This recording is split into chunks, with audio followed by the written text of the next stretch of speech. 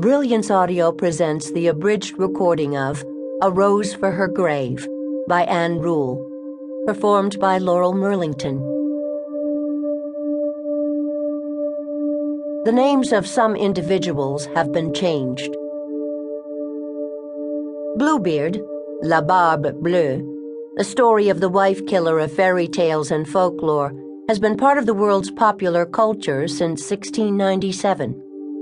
There is a murderous husband in every version of the story, from tales of Mother Goose to similar stories in European, African, and Asian folklore.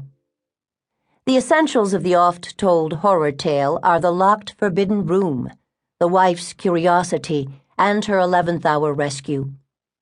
Bluebeard is such an antiquated story that it seems strange that it might be played out in real life in the 1980s and 1990s. Down through the centuries, the most popular version has a cruel husband who leaves his bride with the keys to all the rooms in his home, but forbids her to open one room. The disobedient wife cannot resist the temptation to see what is in the room denied her. When that door swings open, she is transfixed with horror to see the bodies of her husband's former wives. The wicked husband discovers her treachery when he finds one telltale spot of blood on the key to that room. Knowing that she will die, the doomed bride calls out piteously to her sister, who is watching from the tower, for sign of rescue. Sister Anne, do you see anyone coming?" In fiction, the frightened bride is rescued just in time. In real life, it's not always so.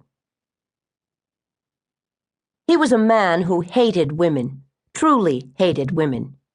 Unlike the serial killer who chooses, stalks, and physically destroys women he does not know, this man knew his victims only too well.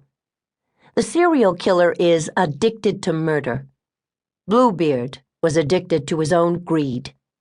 He was above all a man in complete control. He had to be, of course, because his plans required timing, charm, charisma, cunning, and a complete lack of conscience or empathy.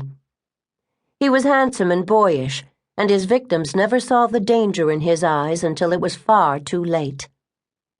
His victims were many, but he did the greatest harm to women and children.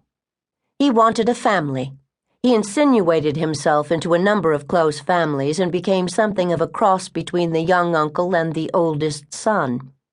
But when he formed families of his own, he destroyed them, utterly.